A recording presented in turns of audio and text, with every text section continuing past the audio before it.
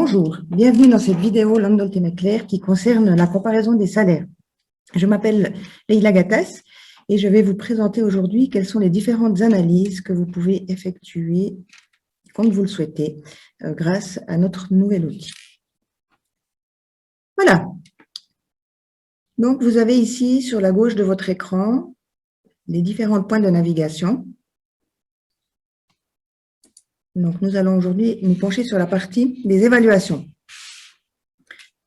Donc, tout d'abord, cliquez sur le rapport d'évaluation ici et vous verrez apparaître la liste des rapports pour lesquels vous avez participé, que vous avez payé. Donc, en l'occurrence, ici, il y a un seul rapport. Vous retrouvez ici le mot de passe pour l'ouverture du rapport et puis les différentes informations, la langue, les variantes, les dates de livraison, ainsi que les options actives que vous avez à votre disposition, comme les rapports dynamiques, calculateurs de salaire ou la base de données.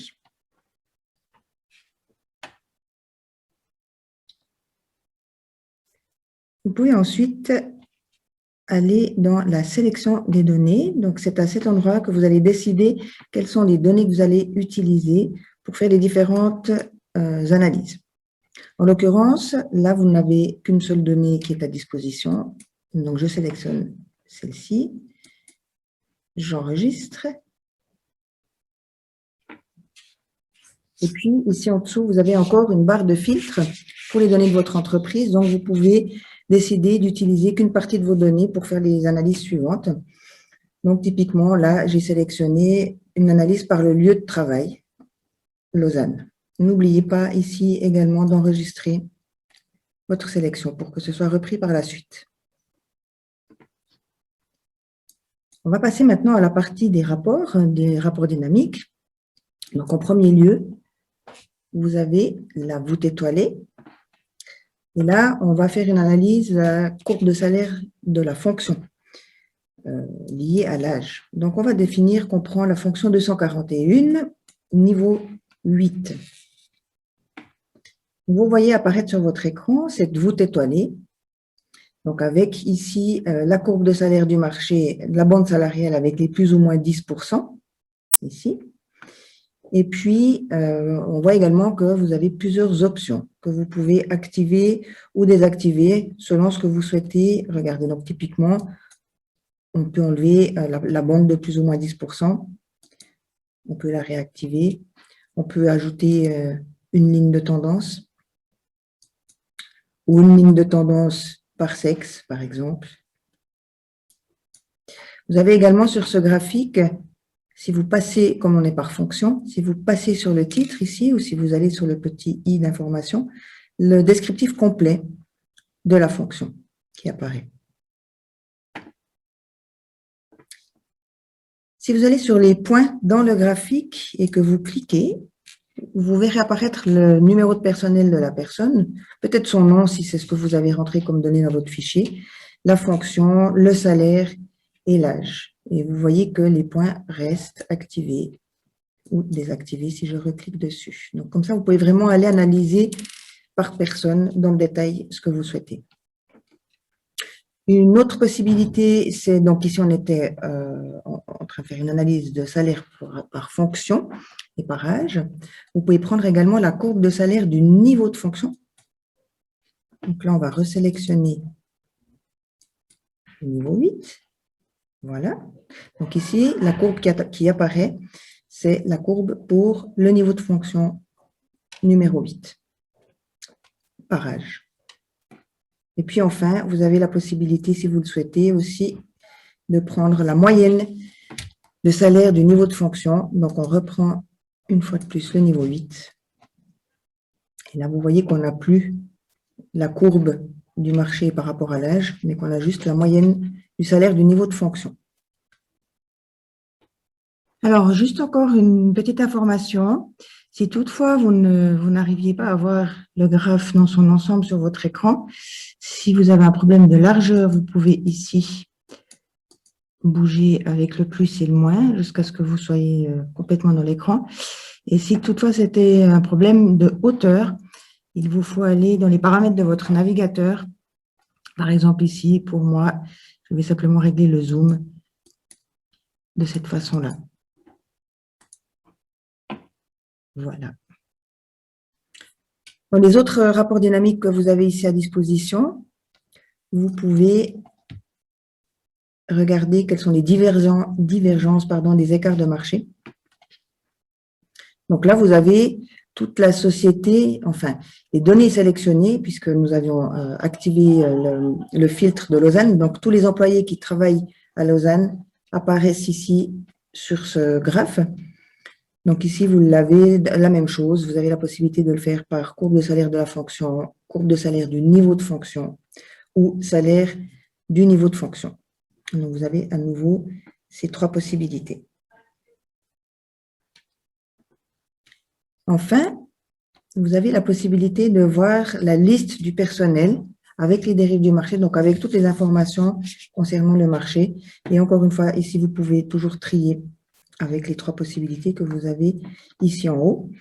Donc, si par exemple, vous souhaitez extraire une liste complète du personnel pour votre entreprise, pour voir les différences avec le marché, vous pouvez faire une exportation ici en exportant un fichier Excel et vous pouvez retravailler les données comme vous le souhaitez.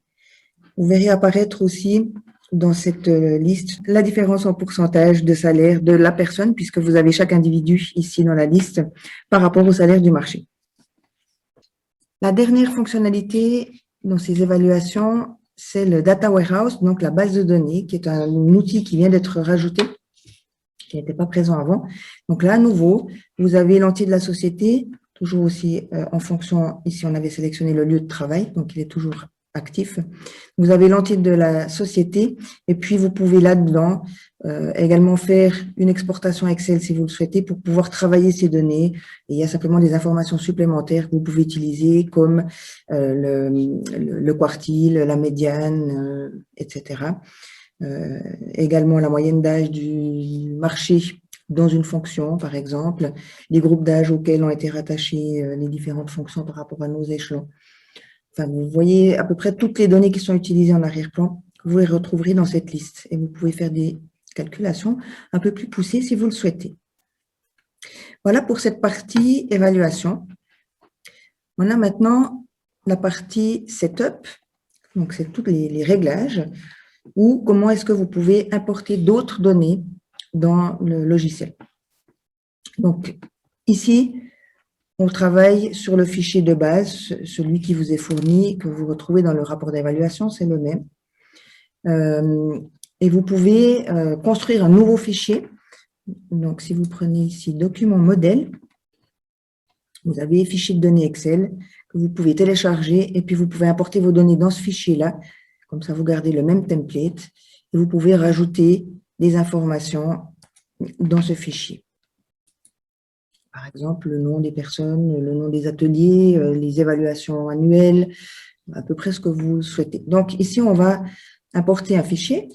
Donc, là, j'ai un fichier avec des données supplémentaires par rapport à ce que j'avais jusque-là.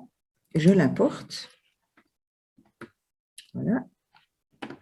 Et puis maintenant, on va actualiser ici la comparaison des marchés pour tous les rapports qu'on utilise et pour le calculateur de salaire.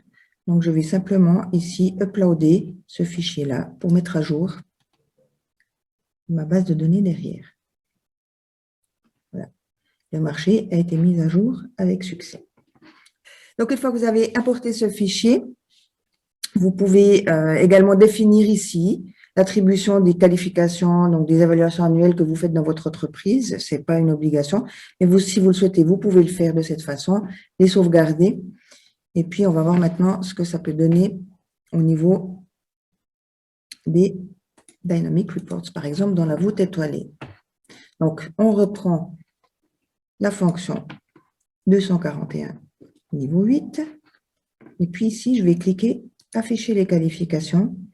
Et vous voyez que les qualifications qui ont été rentrées dans votre nouveau fichier Excel apparaissent ici à la place des points sur le graphe. Ça vous donne vraiment une vue globale d'ensemble directement de où sont placés les gens par rapport à leur évaluation.